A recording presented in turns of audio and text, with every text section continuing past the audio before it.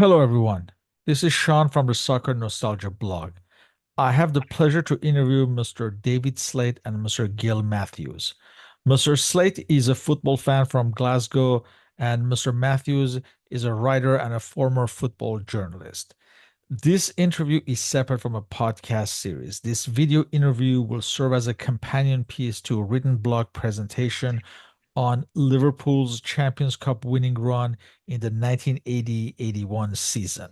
Mr. Slate and Mr. Matthews were previously interviewed on Liverpool's 1983-84 Champions Cup win. Welcome back to both of you. Thank you very much. Thanks, Shahan. When we come to the summer of 1980, can you paint a picture of Liverpool's status in English football at this time and the state of the affairs at the club around this time?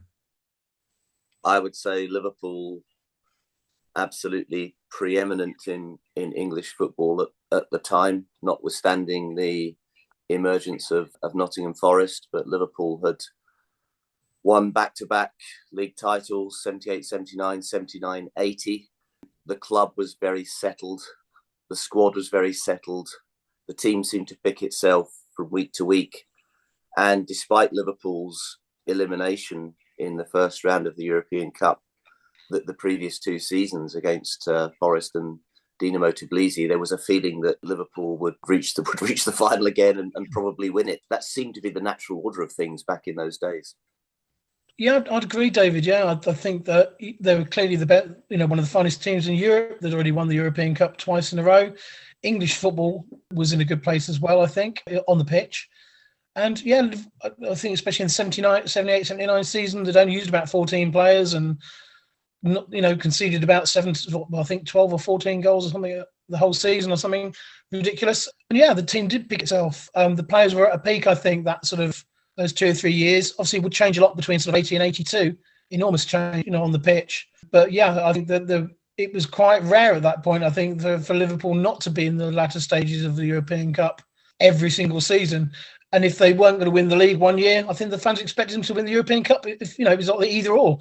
That was the expectation. And looking back on the season in preparation for today, even though the FA Cup was a lot more renowned and a lot more glamorous in those days, and I certainly remember it as a young fan, whoever was in the FA Cup final, it was a huge, huge deal. But I'd never seen Liverpool in the FA Cup, or very rarely in the League Cup final. So it's almost like, we don't really do that.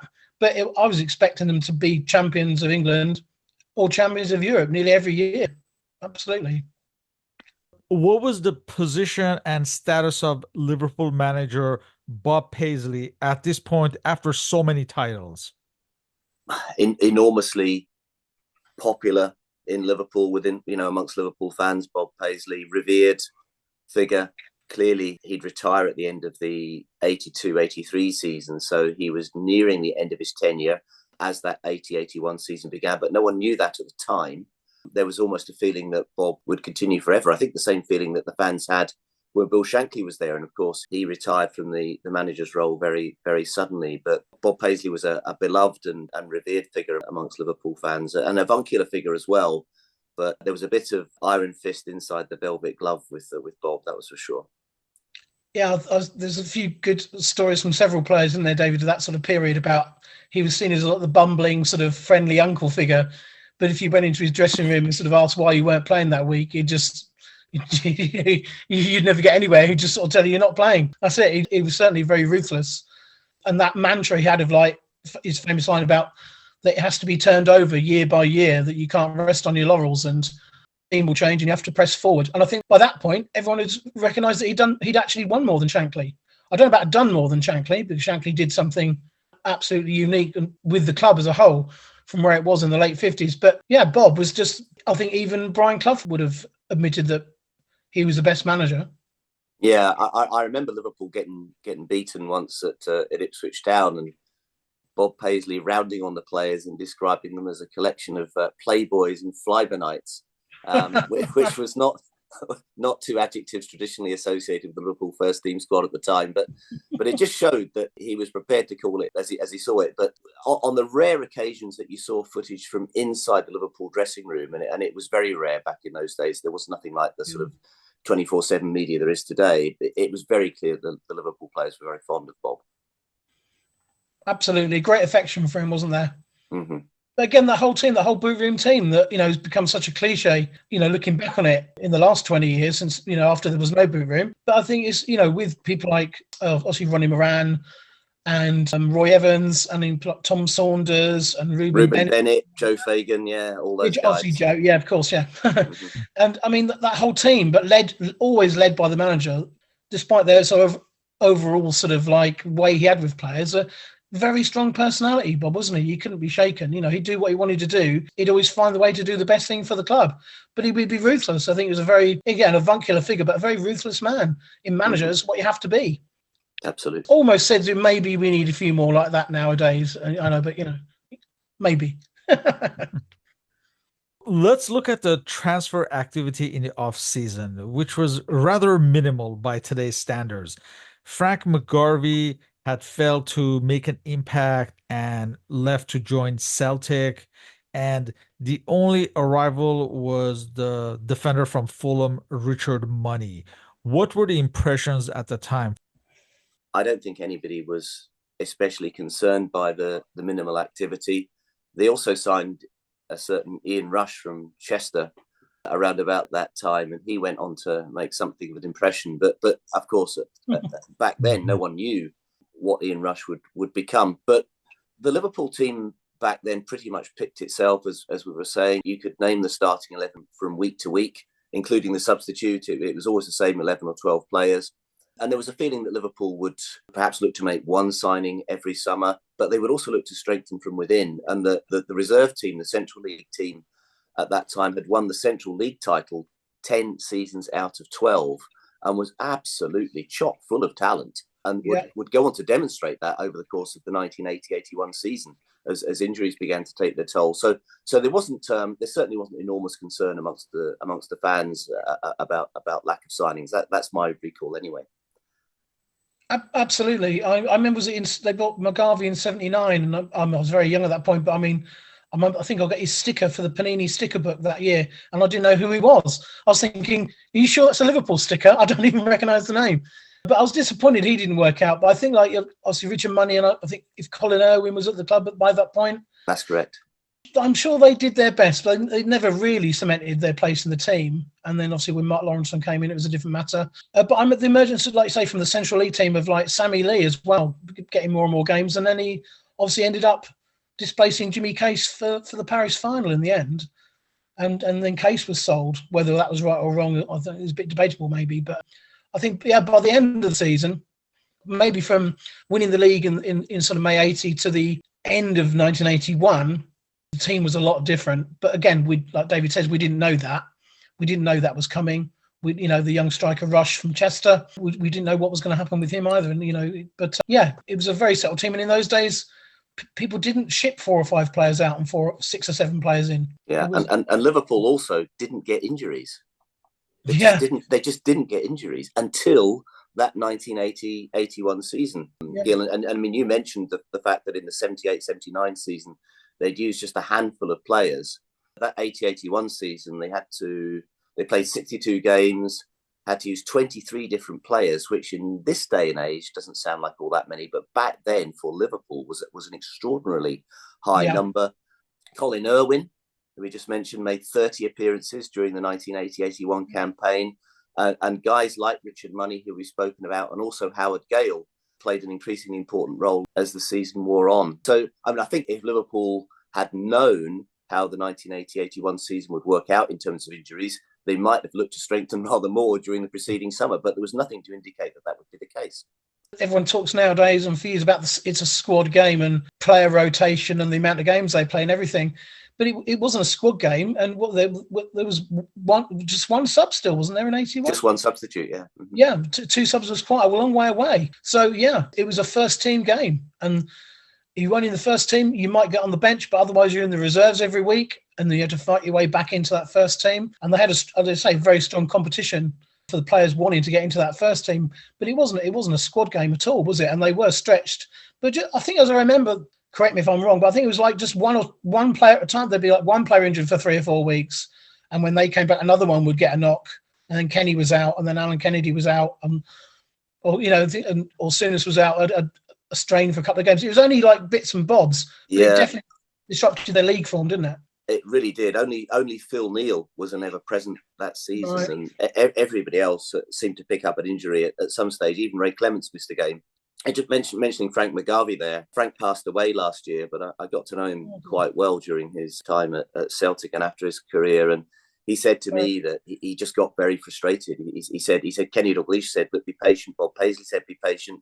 Your time will come." But he said, "I wanted to play first team football," and he said nobody was ever injured at Liverpool. So I said, I just never got a look in at all. And that was just led to the sort of frustration boiling over. And in the end, he moved back to Scotland and to Celtic and to a very successful career there.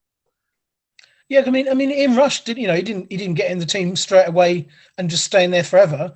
He had to be a little bit patient because David Johnson was still preferred up front, and obviously Rush was seen as potentially future striker. But yeah, I don't know, maybe a year later or something. Maybe if McGarvey had come in 80 or 81 instead of Rush, it could have been different. A couple of early goals, because Rush didn't immediately seem like a world beater, sort of like lethal finisher. He just seemed a hard-working, decent player, with a not the best first touch in the world. So it could be a different Frank. We already mentioned some of the names, but let's discuss the backbone of the team at this point. Obviously, we start with Ray Clements in goal. Like you said, the team just picked itself, the same backbone of players who'd been around for some time. I could repeat the team in my sleep back in those days, Shahan. Clements, Neal, Hansen, Thompson, Alan Kennedy, midfield, Lee, Souness, Ray Kennedy, Terry McDermott, up front, Dalglish, Johnson, substitute, Jimmy Case, week after week after week. I remember the midfield, the defence is such a sturdy defence, and Phil Neal, still not talked about as one of the greatest players in British football, but it certainly was. But that midfield, with especially Souness and Terry Mack in midfield, and obviously Jimmy Case or Sammy Lee on the right and Ray Kennedy on the left. I mean, that's just, if you put the back four before them and obviously Clem in goal, even before you've got to Kenny and whoever else up front, it's just an immense team. Absolutely. Just rock solid, knew each other so well, and seemed to me, David, like great mates. There were never any sort of details or even rumours of any sort of disputes behind the scene or training ground bust-ups. Everybody seemed to get on. Frank McGarvey actually said to me, don't believe everything you see and hear, when I spoke to him many years later. I think like any group of mates, you have disagreements from time to time, but certainly on the surface, everything seemed to be pretty harmonious. And that was reflected on the field of play. When they used to celebrate goals in that period, and later years a lot as well, when Kenny was boss. But the way they used to celebrate goals, I mean, they're almost like cuddling and kissing each other and sort of like mucking about like kids when they scored, and like saying, like obviously in jokes with each other and pointing out things or saying, "I told you so," or, you know what I mean? They were just, it was a lot more, just, they seemed like real, like good pals, especially people like Souness and Terry Mack and stuff, just, you see, I remember watching on TV thinking, that must be so much fun playing in that team. It did look like fun. I think it was fun if you're a first team regular, but hard graft if you're on the sidelines, just waiting in the wings. Steve Igrizovic, 5 appearances in 5 seasons as a substitute goalkeeper, and many guys in the Central League team just plugging away season after season. And the Central League team, the amount of talent in that team, but just unable to get a look in until that 1980-81 season, when all of a sudden, injuries came a knocking. Just one point before we go on to the campaign, was Kevin Sheedy in the Central League team of that year? Yeah. Yes, he was. Yeah. Yeah. I mean, as much as it pains me to say it, but a hell of a player. Great. Yeah. What a great player. And a classic example of somebody actually worthy of the Liverpool first team who had to go elsewhere to get the appearances that he deserved. And you also have the Israeli defender Avi Cohn, a young Ronnie Wheeler. I think he's like 18, 19 years old at this point. Steve Highway kind of reaching the end of his Liverpool career, and he would leave in April. This is April 1981. Yeah, Ronnie Wheeler made his debut during that season. It was a midweek game against Stoke City. I remember it very well. And he scored a fantastic goal. He kind of got the ball inside his own half, broke away on his own, and finished at the Anfield Road end. And yeah, terrific player Ronnie Whelan turned out to be. And unlike Ian Rush, he sort of pretty much announced himself from the get-go. And I was just reading up for this discussion this morning, Shahan, and one of the things I noticed was that Ronnie Wheeler and Kevin Sheedy at the time shared digs just around the corner from Anfield. And, well, Anfield we know and love, but I can't imagine too many Liverpool players sharing digs in Liverpool 4 these days. I mean, it was just a different era. Did we mention Mr. Number 12, David Fairclough? He's still around at this point. Yeah, super sub. Yeah, still very much on the scene during the 80-81 season, but he too suffered injuries over the course of that campaign, and it was probably his last season in Liverpool colours in which he sort of made a significant contribution, a bit like Steve Highway. The 80-81 campaign turned out to be a season of transition with players. Perhaps they didn't know it at the time, perhaps we didn't know it at the time, but they were just slowly being moved out and moved on. I think that's the point. There's a lot of change. No one knew, the summer of 80 with us champions and raring to go again in the autumn. A lot would change in those 18 months. But I think Paisley and the team were very good at spotting who needed moving on, who would need replacing a year in advance. And, when you look at Whelan coming in and Lawrenson and Rush and League be cementing their place in the team and stuff, it was, by the time Liverpool again were champions in 82, half the teams changed, especially with Brucey instead of Clem. You'd never have known that as they started that season. Never have known that at all. Exactly right. But that was on the rare occasions Bob Paisley did speak to camera or explain some of the sort of philosophy behind Liverpool. That was one of the sort of key points he made, that they identified the players who needed to be moved on before they needed to be moved on, so that they were ready. They were thinking about who was next and who might come in to replace them. And that goes back to that sort of ruthlessness that Bob Paisley had, the iron fist in the velvet glove. And the team was the star, and the team came above all, and there was no sentiment. No, if it needed to be done, they did it. They weren't afraid of making decisions, were they? Yeah. You already mentioned that Liverpool had been eliminated in the first round in the previous 2 seasons by Nottingham Forest and the Soviet side, Dynamo Tbilisi. Was there any worry that maybe their European era had ended, or that was never a thought around this point? Never a thought. Never a thought. Honestly, I knew so many guys that back then booked the European Cup final in August.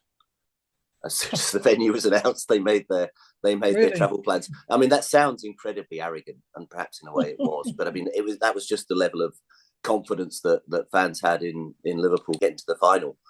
I think we'd all been shocked in the previous 2 seasons that they'd been knocked out by Nottingham Forest and Dynamo Tbilisi. I think Liverpool tactically got the 2 games against Forest wrong. They sort of treated them like league games and went chasing the game at the City Ground when they should have accepted a 1-0 defeat. And Dynamo Tbilisi just turned out to be an extraordinary surprise and a remarkably good team who, from memory, went on to win the Cup Winners' Cup. That season, in fact, yeah. Yeah, just a wonderful team. Although I remember Liverpool at the time that travelling into darkest Georgia in the former Soviet Union back then was not for the faint-hearted, and I think Liverpool's hotel accommodation left something to be desired, and I think the players were up half the night with supporters making noise outside the hotel. So perhaps there were reasons for the 3-0 defeat in Tbilisi that didn't lie entirely on the park. Absolutely. I think like any great team as well, no matter what their triumphs were, Liverpool, for all the years of domination, could have off days. And if you had an off day away in Europe, and like in Tbilisi, and you were really struggling at home, whatever, whether it is first, I can't remember if this first home leg was first or the away leg was first. Home first, 2-1, then the disaster away. You could, especially when the European Cup was knockout as well, home and away knockout, you could have an off day and you were out. Yeah, that's a really good point, Gil. People talk today about it being so difficult to win the Champions League and comparatively easy to win the European Cup back in the day. The Champions League format now is very forgiving. You look at a team like Bayern Munich, for example, just hammered by Barcelona, but I mean, they're still very much in the competition. Back then, if you had one bad night, you were out. Yeah.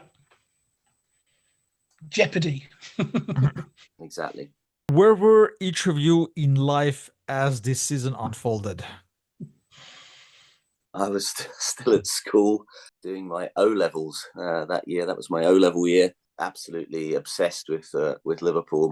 My bedroom was a sea of red.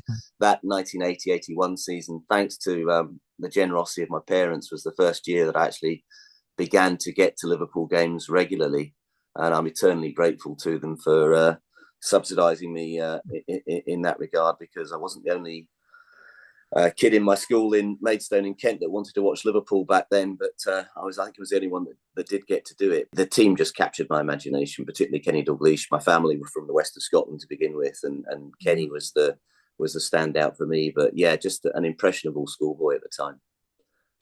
Well, I don't want to claim any sort of credit. You're a tad got there before me for the O levels there. I think, David, my O levels. I was in the very last year of O levels in '87. So in 1980, I remember going on. I was 9 years old in the summer of '80, and the first few years of becoming a proper Liverpool fan and really getting to know a lot more about the club. I've got family connections, as I don't know if I mentioned on the last podcast, but with my uncle on my mother's side of the family, sort of having this big house in Queen's Drive, and all my cousins growing up Scousers in the 60s, and then getting into being a big Beatle fan as well through my cousin Ian, who's claimed to fame that he was in the Kop for the St Etienne game. He was there, but he never saw the goal, because as soon as David Fairclough got anywhere near the goal, he got shoved about 30 yards forward and then realised they must have scored. So he said to me he's only ever seen that goal on telly, even though he was in the Kop. But I don't know, so many things with that team. It was just the bright red shirt that attracted me to Liverpool, my family connections, something about Dalglish, and that number 7, and if I spot number 7 on anything today, I just think of Kenny in whatever context. So like David said, the club, everything about the club and the players was sort of taken over my life as like a 9-year-old, and trying to explain to people down in Suffolk why I was a Liverpool fan and why I wasn't an Ipswich fan. And I think at school, they're all like Man United fans most of the time anyway down here, despite how bad they were. Still and always have been really more of an armchair fan than a terrace fan, because I live in so far south and been to quite a few games over the years. But getting to know the personality of the team, it was almost like getting to know like a band and learning their songs. And every time you heard a new song or a new album, you become a bigger fan of the band. And it's the same with every time you saw another game on TV or a new player caught your eye in the team, and you would learn, or there was an interview with a certain player and you never heard them speak before. Everything seemed to fall into place. Everything felt right as a Liverpool fan. They seem to be my team and my friends as well. You know what I mean? It's an interesting point you make there, Gil, about hearing players speak, because these days it's hard to remember what it was like. But a lot of the Liverpool team, as fanatical a fan as I was, I'd never heard them speak. I'd never heard them interviewed. I didn't know what their voices sounded like. There might be one occasion every couple of weeks to hear a Liverpool player interviewed, and that would be on Match of the Day or the Big Match, if Liverpool were on, and if they interviewed a Liverpool player afterwards, and it wasn't always the same one. So you think, oh, that's what David Johnson sounds like, or oh yeah, Terry McDermott does have a Liverpool accent. But I mean, these days, of course, it's all on tap, 24/7, behind the scenes, at home with so and so, in the dressing room with such and such. It was very, very different back then. You didn't have that sort of intimate knowledge of the players that you do now through non-stop video, club TV channels and social media. Even like I say, when you saw the random interviews on BBC or ITV after a game or a midweek game, for some reason I always thought that all the Liverpool players would be from Liverpool, and realising that half of them seemed to be Scottish, and there are a few English ones as well. And and some Irish people as well, and the funny haircuts and stuff like that. Obviously like Souness's and Graham and Terry Mack's famous sort of like permed hairdos and curly hair and all that sort of, especially to a 9-year-old schoolboy. If I'd have turned up at school trying to emulate like a Graham Souness haircut, I'd have got my head kicked in most days. I think that'd have been over for me. You know what I mean? But they were funny too. I mean, even Kenny. I think there was one maybe around that time, maybe a year or so later, when Alan Parry's interviewing Kenny after a game at Anfield, and Kenny's sort of winding Alan Parry up, and he's talking about whether Bob Paisley's quite hard to understand at team meetings. And then Kenny sort of goes, sorry, what was that? Or pardon? Yeah, Kenny said, pardon? Pardon? Yes. And then Parry falls for it, and then Kenny laughs, the most amazing sort of like open, just like he's chatting with a friend. And it was a different time even for interviews of players. You didn't hear from them much, but they were just natural when you did hear from them. And the Liverpool players seem to have great personalities, all seemed quite funny people, most of them. Yeah. Let's get to this European adventure. In the first round, Liverpool are facing Finnish side OPS, which was always going to be a formality. So the first match at Oulu on September 17, actually Liverpool came away with a tie. However, the return leg on October 1st at Anfield, Liverpool just demolished them 10-1. We have Souness and McDermott each scoring a hat trick. Sammy Lee, Ray Kennedy, Fairclough scoring twice, and an Englishman named Keith Armstrong scoring for the Finnish side. In this match, apparently the only talking point of this 10-1 win, there was a penalty kick incident where Graham Souness wanted to take it, but then Terry McDermott also wanted to take the spot kick. And in the end, due to crowd pressure, Souness took it. Do you guys remember that? I do, yes. I recall Souness taking the spot kick. I recall also a similar incident against Austria Vienna. Paul Walsh on a hat trick took a penalty kick and missed it. But yes, I remember the Souness McDermott incident that evening. But no dramas against Oulu Palliseura. One of the interesting things to note that night, the crowd at Anfield, just 21,000. And again, very much a sign of the times, difficult economic circumstances on Merseyside and frankly in the UK generally. People just did not have the disposable income to attend perhaps even one game a week, certainly not two. And Liverpool were hit harder than most in that regard. Yeah, there's a lot of games around that time, isn't there? Especially from the camera point of view, where can you see all the empty seats in the Kemlyn Road stand? And like you say, it was recession time for a lot of England and a lot of the northern cities. Not that we're going to go too political, but it was heavy recession time. And of course, the next year in 81, you got all the Toxteth riots and things in the city. So I don't think they still say at that time, I mean, my cousins say at that time, even through the sort of 60s, 70s and into the early 80s, that the city had never really fully recovered from the war. There were still places that hadn't been rebuilt since World War II in Liverpool. It wasn't until the 90s where the city was actually physically completely recovered even from that long ago. So again, the financial situation of the city, what money the council had, and then feeding down into what money people had. I was surprised that even for Liverpool being the top team in Europe at that time, give or take, it was never, hardly ever full, was it really? Again, just reading up for this discussion today, I was reading in the Anfield Review, Liverpool programme from that 80-81 season, Jim Kennefick's notes. Jim Kennefick was the sort of commercial manager at the time, and he noted that there had been a quote-unquote sharp decline in numbers of supporters travelling away with the team, and basically saying that if we don't fill the football specials, then we won't be able to put them on anymore. And I mean, that's unthinkable now. I mean, you can't get Liverpool tickets away from home for love nor money. But I mean, back then, it was just a completely different world, a different set of economic circumstances, and football suffered along with other things.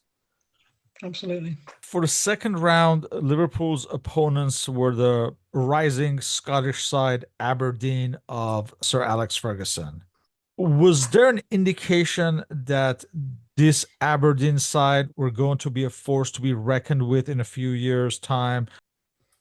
Well, I thought Aberdeen were a force to be reckoned with straight away. I had a bit of a vested interest because a lot of my family from Aberdeen. We used to have a week's holiday in Aberdeen around about the start of August every year. And my first Scottish game ever was at Pittodrie. It was an Aberdeen Hibs game that my dad took me to in 1979. So I knew quite a lot about that Aberdeen team. And I knew they were good. I knew they were a force to be reckoned with.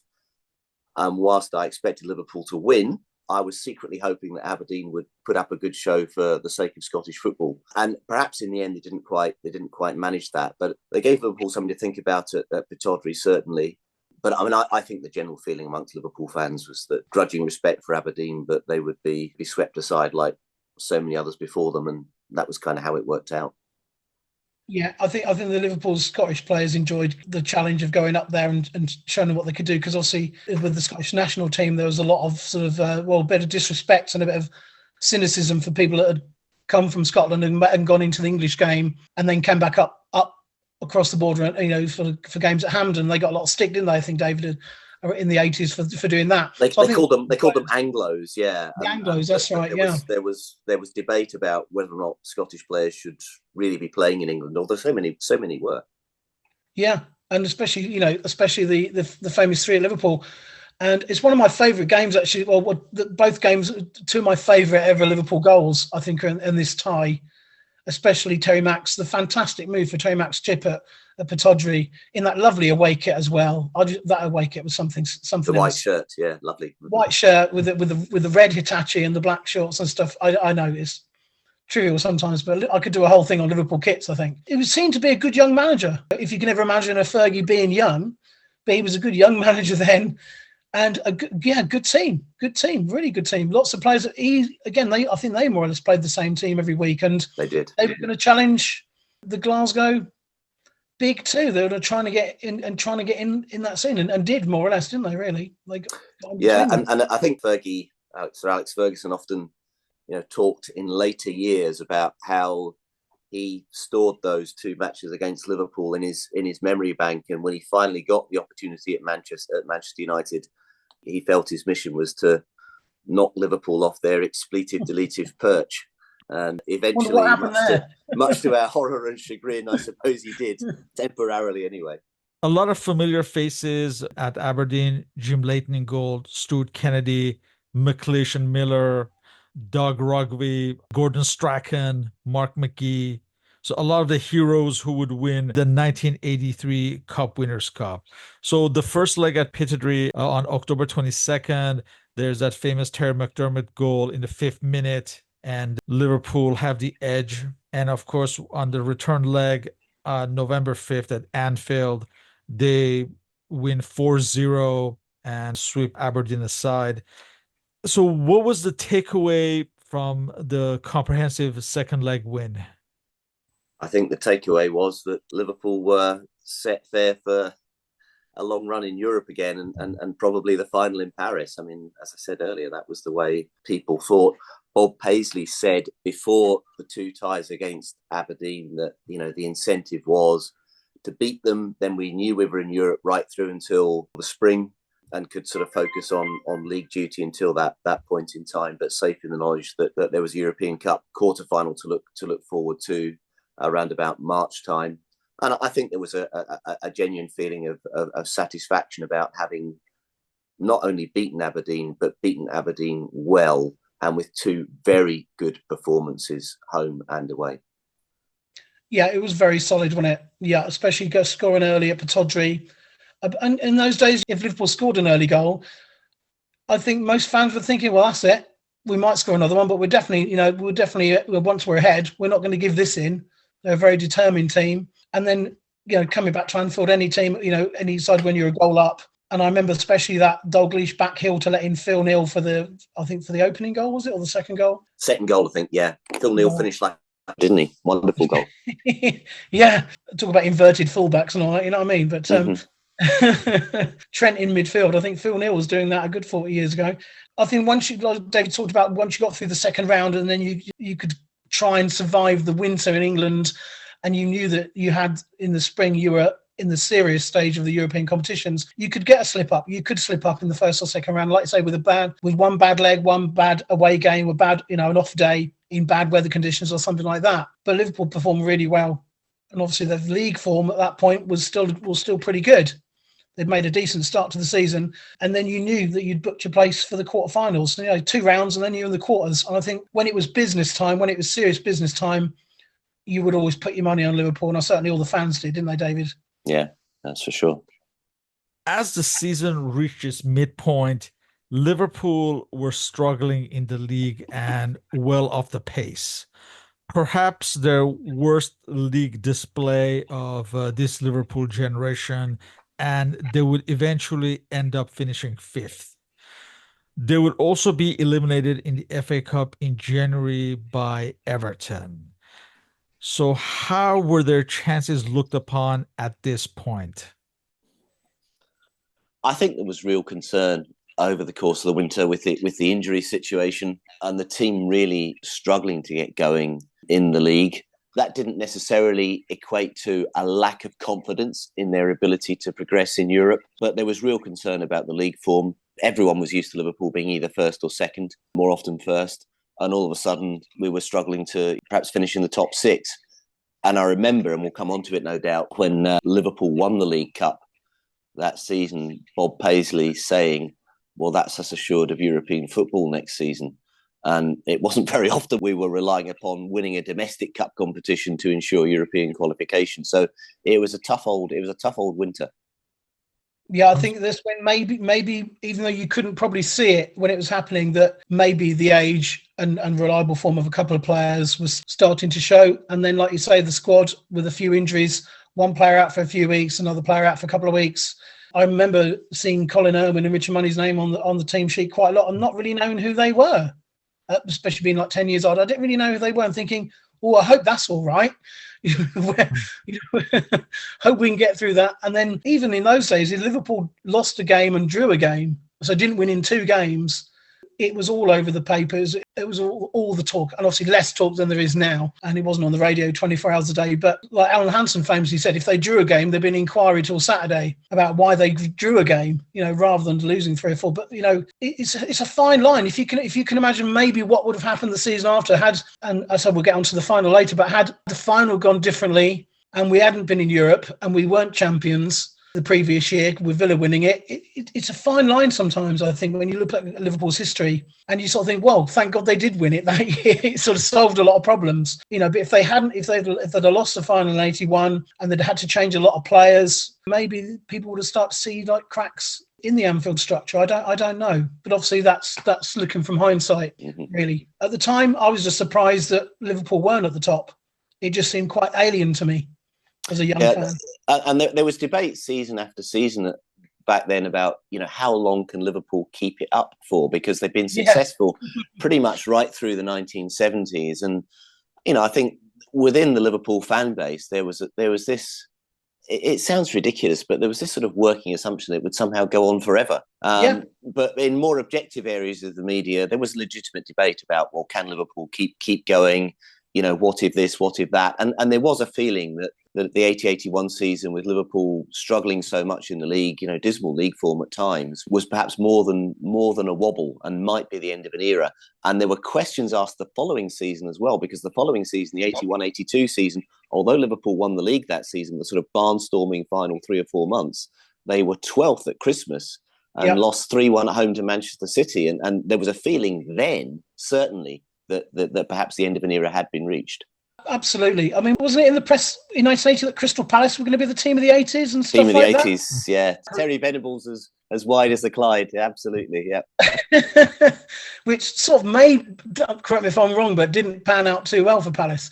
But yeah, I think, leading past the Paris final and stuff, which obviously we'll enjoy talking about in a few minutes.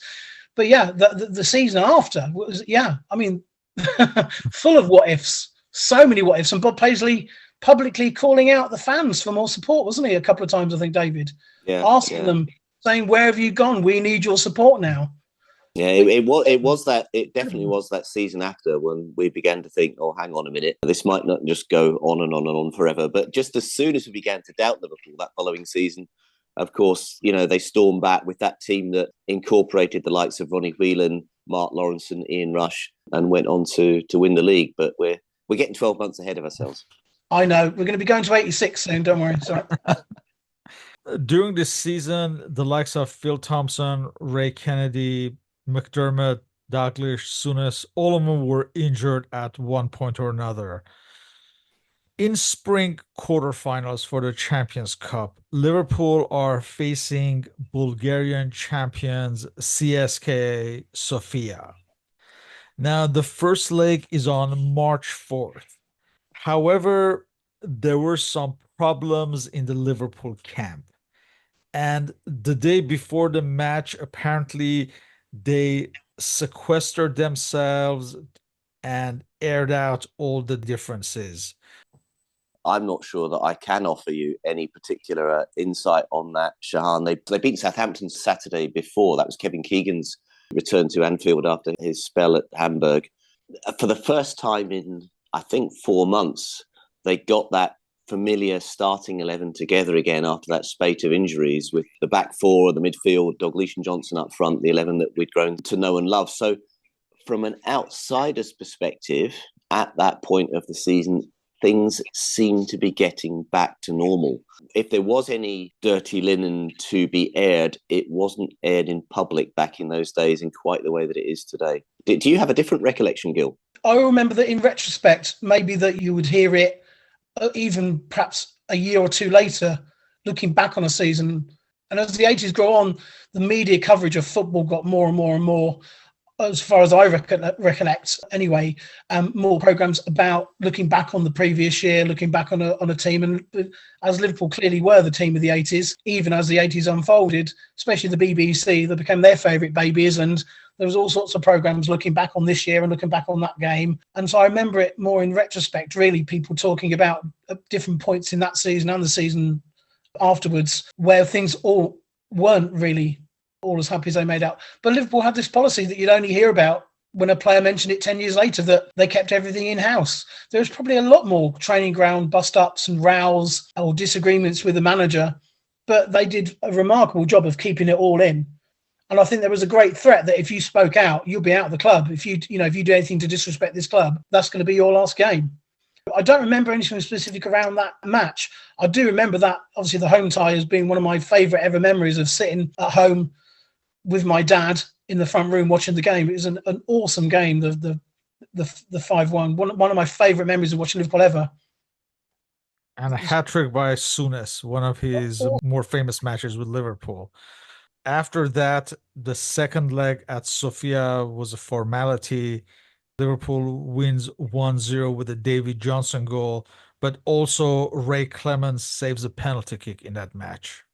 He did, that's right. And do you know, I ought to try on YouTube, but I don't think I've ever seen any video footage of that second leg in Sofia. I can still see in my mind's eye Ray Clemence diving to save the penalty in a black and white photo that was in the Liverpool yearbook the following season. Yeah. But I don't think I've ever seen any video footage from that game. And again, that's illustrative of the fact that back then there wasn't the saturation coverage that we get today. I mean, today a game like that, without question, would be live on television. Back then, you got second half commentary on Radio 2 if you were lucky, and that was it. Some of my glory days, yeah. With Peter Jones, and then later with Alan Green later on, and just some amazing memories of listening to games. But yeah, I didn't nothing from that second leg at all. You used to get like this famous picture, didn't you, behind like one black and white picture from a photographer behind the goal, behind the corner of a goal. Yeah.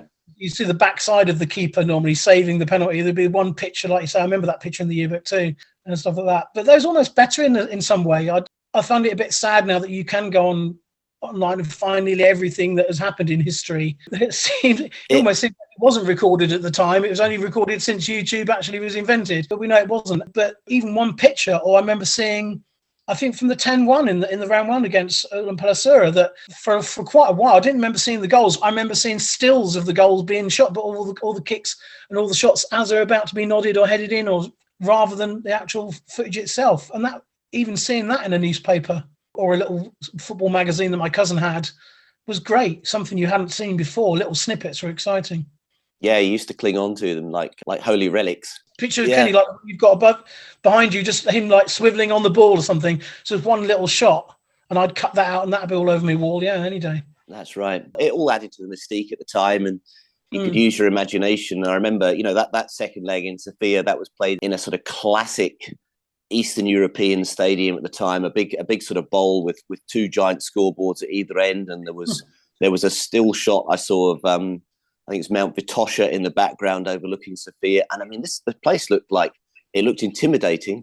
It also looked slightly otherworldly and completely sort of unimaginable. I mean, it was all behind the Iron Curtain back in those days, and you felt like, wow, gee, I hope the team's going to survive this, even though they had the 5-1 lead from the first leg. It felt like they were really going into the unknown. Absolutely. Ahead of the semifinals, Liverpool, as you mentioned, they do win the League Cup after a replay against West Ham United. This, in a way, kind of came at the right point in the season to instill even more confidence for the final run-in. And like you said, it guaranteed European football for the following season. However, for the semifinals, Liverpool were facing the West German powerhouse Bayern Munich, led by Karl-Heinz Rummenigge, and Paul Breitner. Was there a genuine worry ahead of these matches? And let's remind everyone that Rummenigge had won the Ballon d'Or and would win it again at the end of the year. So, what was the public and press expectations against such an opponent? I couldn't pretend to have the working knowledge of European football then that I perhaps have now. But at the time, I recall being concerned. Liverpool weren't playing especially well. They were struggling with injuries. And Paul Breitner in particular was an outspoken sort of fellow and sounded extraordinarily confident before the semi-final in the fact that Bayern would progress. Uli Hoeneß, the Bayern manager, said whoever wins this tie will win the final. And he was proven to be correct. But the Bayern Munich team, and it's probably pretty similar today, it has been for the last 40 years, simply exuded self-confidence and self-assurance. Liverpool were pretty quiet by comparison. And going into that semi-final, I was concerned that we might struggle. I think it's probably, obviously the Germans, I think, were European champions in 80. Yes. They won it in 80, the European Championship? The European Championship, yeah. I remember being quite worried because they're a big team, a name that I knew a lot about, but a side I didn't really know a lot about. I'd seen various national games when they came up, but you didn't see a lot of European football in those days. But you knew about Rummenigge and Breitner and Hoeneß, and they just sound like hard men. They were like the German hard names of Rummenigge and Hoeneß. They were a very tough team.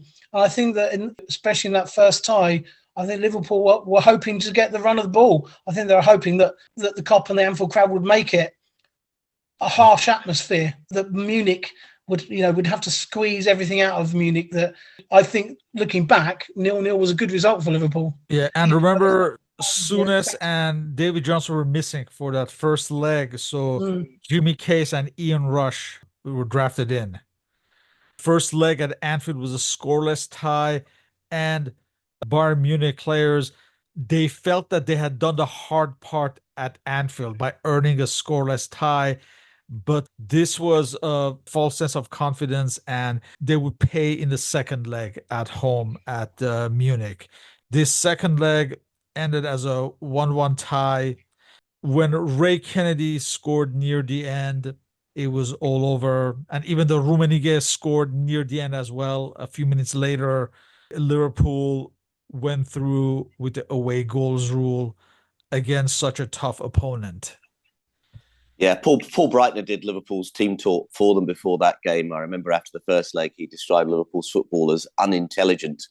That particular newspaper cutting certainly went up on the dressing room wall. But that semi-final tie was a fascinating game. Liverpool started with Richard Money at left back, Colin Irwin at centre back. Howard Gale came on, only his second appearance that season, I think. And he'd been struggling with injury most of the season with a stress fracture in his back. He'd been wearing a corset for most of the winter and absolutely terrorised the Bayern defence. Should have had a penalty. Dalglish was injured. Dalglish was injured early in the piece. A shocking tackle from Caldale High. Dalglish went off and then was a doubt for the final. So that was yet another injury concern. And I can still recall where I was when Ray Kennedy scored the goal, sitting in my bedroom listening to the commentary on Radio 2. And I think I nearly banged my head on my bedroom ceiling when the goal went in. It was a classic Liverpool away performance.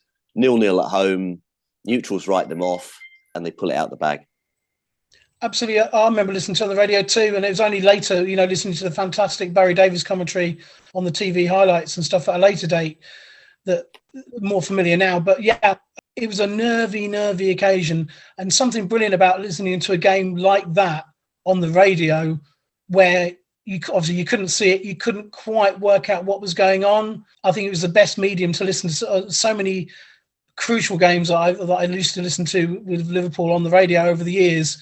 And that was the first one where you're just sitting there on your own, getting cramps in your stomach with the nerves, thinking, please don't let them score, please don't let them score. But Sammy Lee doing an amazing job on Breitner, I think, in the midfield. Yeah, man Mark Breitner, didn't he? That's right. Again, one of Liverpool's really, really underrated players. What an effort he gave in every single game. He epitomised what I think what a Liverpool player should do. He wasn't the most outwardly fantastically gifted player. Whatever job he got asked to do, he did it and he did it for the club and for his manager and for the fans and for his teammates. And like you said, I think the only problem the Germans had was a little bit of arrogance. Really, that was the only thing. It was probably justified arrogance. They were a great team. Great team. There's a story that I believe it's true that after the game in the sort of tunnel area, Paul Breitner said to Sammy Lee, "Well done, you played well." And Sammy Lee said, quote unquote, "Thank you, Mr. Breitner." It's just, and it shows the respect. I mean, Paul Breitner, German international, played with Gunter Netzer at Real Madrid, Bayern Munich. He was an absolute colossus of European football. And Sammy Lee man-marked him almost out of the game, but nevertheless respectful at the end. "Thank you, Mr. Breitner." Again, it was just a kind of sign of the times. Plus, the actual politeness when you've beaten them, actually, that probably didn't go down too well. That's probably almost a bit more of a kick in the teeth. "Thank you, Mr. Breitner," isn't it? I love that. The final was set to take place at Paris against Spanish giants Real Madrid. And this was Liverpool's third final in 5 years, while around this time, Real Madrid had not won this trophy since 1966. I imagine this would have made Liverpool just slight favorites, despite their dismal league form. Just out of curiosity, did you know any of the Real Madrid players around this time? The one I knew for sure, because his reputation as a really, really tough tackler preceded him, was Uli Stielicke, who Real Madrid had signed from Borussia Mönchengladbach. And he was an absolute no-nonsense, uncompromising defender in the sort of Gentile mode. Shoot first, ask questions later, no prisoners taken. But I mean, that's probably an unfair representation of Real Madrid as a whole, that they had other more creative players available to them at the time. And again, going into that final, I don't recall being overly confident, despite the good result against Bayern Munich, simply because Liverpool were still struggling with injuries, and there was a big question mark over Dalglish's fitness going into that final, and indeed whether he would play or not at all. Especially being at my age at that time, every final was a nervy affair. You didn't know what was going to happen. It was complete jeopardy. You were sort of confident on the inside about the fact that it's your team, it's Liverpool, and we win things, and we are one of the best. But there was a bit of a mistake about Real Madrid, I think. There were no Galacticos. And I remember Stielicke, because he played in 77, didn't he, David, I think? That's right, yeah. Against us. And their sort of long-haired forward up front, I can't remember the name of. Santillana or Juanito. Yeah. That's it. Yeah, the first one you guys mentioned and stuff. They seem like more flamboyant. Our British teams looked British and quite straightforward. And they had people with long flowing hair and long sleeve shirts. And let's not forget Laurie Cunningham. And Laurie Cunningham, who played in the final. That's right, yeah. Former Wimbledon star of the future in '88 as well. Yeah. Sorry, don't want to go there, do we? And never want to go there. But again, I think in those days was because on BBC again. I think Barry Davies was the commentator for every Liverpool European game. There was no Motson involved in that competition for some reason. It was a Barry Davies Liverpool season, I think, in Europe. I think was it Laurie McMenemy was his co-commentator, the Southampton boss for the game. Could have been. Could have been, and they just sort of turned. It was just like there was like a BBC News, and then he went and now over to Match of the Day, live or whatever it was. And it was like about 10 minutes before kickoff, I think, or 15 minutes before kickoff. And he was like, "Hello, here's Barry Davies. Here are the teams. And now we're away." So there wasn't this sort of 3-hour Sky build-up, looking back on the history of each club. You just sort of sat down and thought, right, there's the teams. They come up in that big, long sort of list on the screen. You'd be surprised to see who was sub or not. And then it was like the referee had blown his whistle. So you didn't really have time, from an armchair fan point of view, to sort of get too nervous about it, really. It was just like, right, it's kicked off. Right, here we go. What's going to happen now? But I don't remember a lot about the game. I remember their strike chipping over when I thought he'd beaten Clements, and then the goal. I don't remember a lot about it. It wasn't a great game, was it? Really, wasn't a great game. Wasn't a great game. And it was actually the first time. It was only the second time since that Aberdeen game, the 4-0 game at Anfield in early November, only the second time since then that Liverpool have been able to put out what you would recognise as their first choice 11, the 11 players that we spoke about at the top of the programme. And Dalglish was not fully fit going into that final. In fact, was substituted 10 minutes or so before the end. But it was an absolute race against time to get everyone fit and up and running for the final game. So the only highlight of the match was in the 82nd minute. Ray Kennedy on the left side takes a throw in. Alan Kennedy picked it up and advanced and scored from a narrow angle. With his wrist in a sort of, not a plaster cast, but with a kind of a protective bandage over it. Yeah, I remember Alan Kennedy taking the ball, sort of striking it, and then running towards the Liverpool fans behind the goal, seemingly all in one movement. Time seemed to sort of stand still, and he hit the ball, and then just sort of seamlessly peeled away towards the Liverpool fans. And honestly, you knew then that was it. Liverpool would win, they'd win 1-0. As soon as Kennedy scored, I thought that's it. And when you think about, Alan Kennedy, one of the unsung heroes of that Liverpool squad of the late 70s, early 80s, but my goodness me, he played his part in 2 European finals with a winning penalty against Roma in Rome 3 years later as well. But his name really will echo down the centuries as far as I'm concerned. And this was the 5th straight English victory in the Champions Cup. And it will be 6 next year with Aston Villa. Aston Villa, yeah. It was a period of astonishing English dominance. It was interesting that during that period, English players, or players from English clubs, to put it more correctly, were never really in the shake-up for European Footballer of the Year. There was a kind of grudging acceptance of English dominance on the continent. I think there was a feeling that the English teams won playing a sort of very realistic, calculating football, and that there were perhaps more stylish and flair-based teams elsewhere, but less successful. And at a time when the English national team weren't doing well at all, that obviously hadn't competed in the previous 2 World Cups, hadn't even qualified for the finals of the World Cup. So the English national team and English football, English league football, seen in completely 2 different sort of ways, weren't they? I think really the national team were at a pretty all-time low, but the club sides were winning the European Cup every year.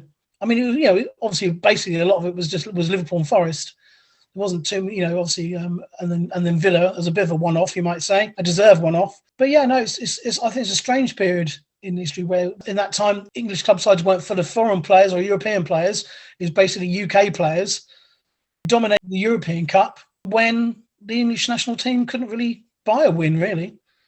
Not really greatly thought of, were they, David? Or I don't know if I'm misremembering. No, I mean, I think that's fair. I should point out the Scotland team was strong at that point in time, and of course qualified for a string of World Cups round about that time in the 70s and 80s, and of course the backbone of Liverpool's team and of Nottingham Forest's team was Scottish, and some really unheralded Scottish players at Forest, like John McGovern, who never got a cap, but lifted the European Cup for Forest. Absolutely astonishing. Oh, my word. Yeah, that just illustrates the strength of the Scotland team at the time. Although the England team wasn't especially strong at the time, the influence of Scots in the Liverpool team, the Forest team, even the Aston Villa team in 81-82 was not to be underestimated. That is a very good point. That was a very good point. Yeah. Remember those days when Scottish football was doing much better than English football? Those were the days, Gil. Yes, I don't think we'll see their likes again. We're talking about McGovern not getting a cap. I'm going to mention that. Was it Hansen only got 26 caps? But again, another podcast for another day. Indeed. Liverpool in 1977 and 1978 were clearly one of the best teams in the continent. But this 1981 victory had obviously a different feel because Liverpool were just not as dominant as those 2 previous titles winning seasons. How do you compare and contrast these 2? 77 is obviously so special because it was the first one, and it was Rome, and it was a convincing 3-1 win in the final against Borussia Mönchengladbach, and everybody remembers it. 78 was significant also, and it was sort of part of the sort of ongoing Liverpool story at the time, just continued dominance, even though Forest had broken through and won the league that year. 81, there was just a feeling of the League Cup and the European Cup having salvaged what threatened to be a truly disastrous season. And the European Cup win, to a certain extent, came out the blue. Liverpool went into the semi-final against Bayern, perhaps slightly unfancied. The final was really almost too close to call, but they pulled it out the bag both times. I don't think there was a feeling of end of an era. I think that actually came 6 months later, although proved not to be right. But there was a feeling of perhaps things just beginning to shift slightly. and some of the older players perhaps nearing the end of a cycle. I don't think that's with the benefit of hindsight now. I think that's probably the feeling that I had at the time, and probably a feeling shared by many Liverpool fans. It was just a feeling of things beginning to shift slightly. It's definitely an inconsistent season. It was an uncertain season. I think the players that fans have been relying upon for 4 or 5 years, and obviously I don't count Kenny as one of them at all, and several, a few players that within 6 months and 12 months would be either benched or moved on. And I think you're right. I don't think it is with hindsight. I think it was true at the time.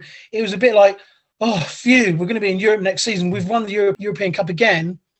But when you've won it the third time, it is fantastic. But it's almost like it was a bit of a salvage job. The League Cup was great, and that was good. But it was a bit like, phew. You can sort of go, okay, terrible year in the league. We won't talk about being fifth. That's never going to happen again, surely. But at least we're in Europe next season. We can go again. Yeah, and still won 2 trophies. And still, yes. the League Cup for the first time ever. But I think you're right. 6 months later, it was so much more doom and gloom by that Christmas, especially with all the doubts about, what have they done with the goalie? Because when they won the European Cup in Paris, I personally had no idea that Clements was about to go. Yeah, that's a really good point. That was Ray Clements' last competitive game for Liverpool. He moved on to Spurs that summer, and a certain Bruce Grobbelaar came in from Vancouver Whitecaps, and let's just say he took a little bit of time to settle. I think it took longer for him to settle than it did for me to spell his name properly. That's how long it took. That's what it is.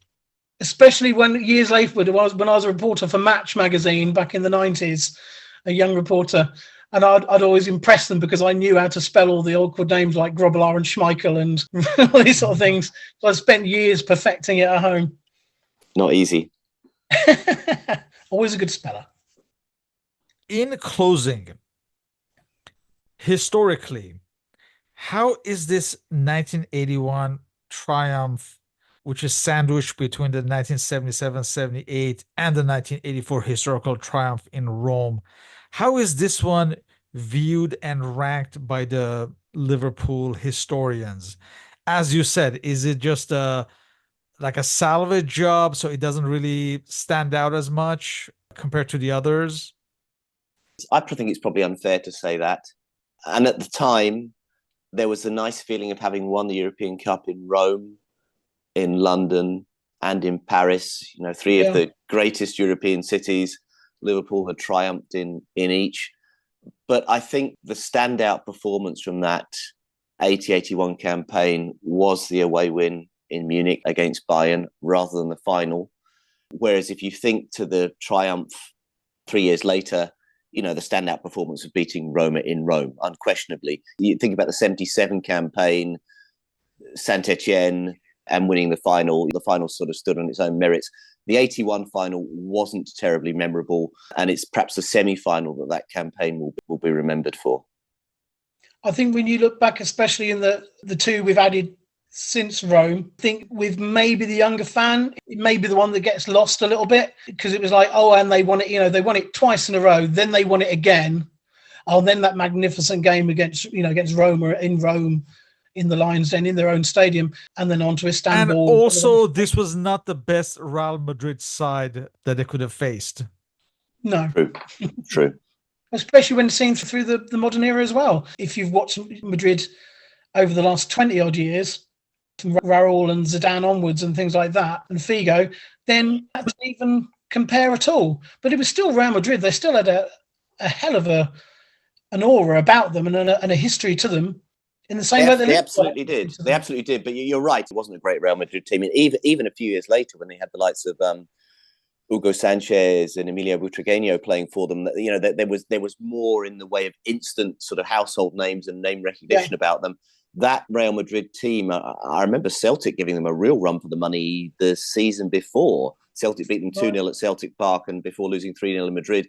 And there was just a feeling then that to a certain extent, they won the European Cup 5 times back in the 50s and 60s, but it's yesterday's team, it's faded glory. And of course, they've given the lie to that in recent years, that's for sure. But there wasn't the name recognition then that associated with Real Madrid that there is today. No, and you wouldn't get the Real Madrid of now really buying a West Bromwich Albion midfielder, would you? Really? It's No, not really. I think Don't not. That's going to happen again. Mhm. With that, I would like to thank both of you for your participation in this interview. And remind everyone to please read the main blog article as well for more detail. The link is included on the video upload description along with our respective contact information. So thank you to both of you again, and hope to continue these discussions on football history. Thank you very much. Thanks, David. Thanks, Jahan. Take care, Gil. Cheers. All the Thank best, you. guys. Thank Bye-bye. you. Bye now.